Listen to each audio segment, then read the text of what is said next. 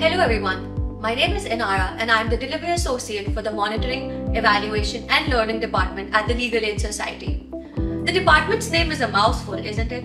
But don't worry, here we are to take you through what it means, generally and also in the context of the work that we do at LAS. First up, we have monitoring. Monitoring is the routine collection of data that is used to measure progress against the project activities. It makes sure that the activities are being implemented as intended. The objective is to improve organizational efficiency through compliance checks, which are based on the established standard operating procedures. It sees if the project is being implemented as intended, what factors are there that hinder their implementation, and what course corrections can be inculcated in the project to ensure its effectiveness in project delivery, processes, and practices. Now that we have an idea of what monitoring actually is, let's delve deeper into understanding what are the types of monitoring. So there are two types of monitoring: process monitoring, which is also referred to as activity or compliance monitoring, and performance monitoring. While process monitoring tracks the progress against work plan activities, performance monitoring tracks the progress against the project's results framework.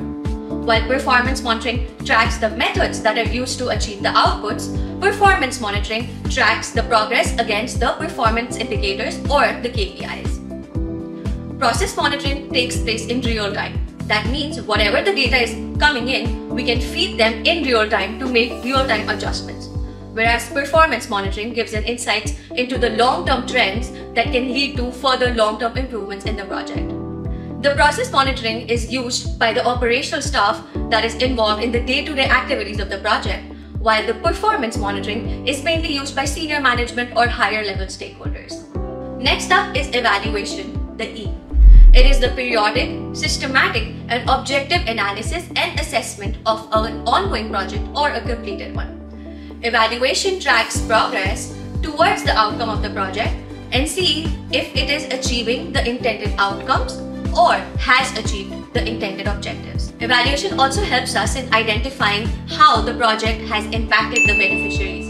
In case if the project has not achieved its intended outcomes, evaluation also helps us gauge the gaps in the effective implementation of the project and what factors led to them, so that relevant corrections can be made in the ongoing or the future cycle of the project.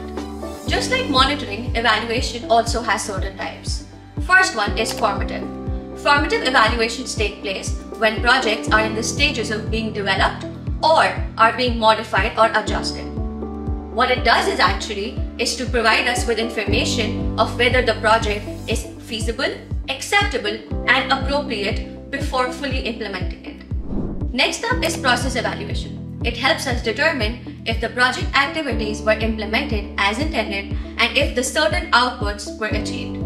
It can take place periodically throughout the time of the project. Next up, we have outcome or effectiveness evaluation. This evaluation helps us measure the project's effects in targeted population by assessing its outcomes.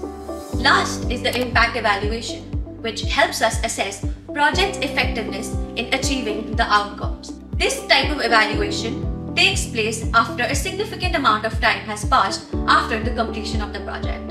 Now that we have understood what monitoring and evaluation is, we need to understand what do we do of the data that we gather through monitoring and evaluation. That is exactly the last component of our department, learning, the L. Learning is a continuous process where the activities and the results generated from the M and the E are fed into the project activities to ensure its continuous improvement. Obviously, it is a continuous process that makes sure that real-time adjustments are made.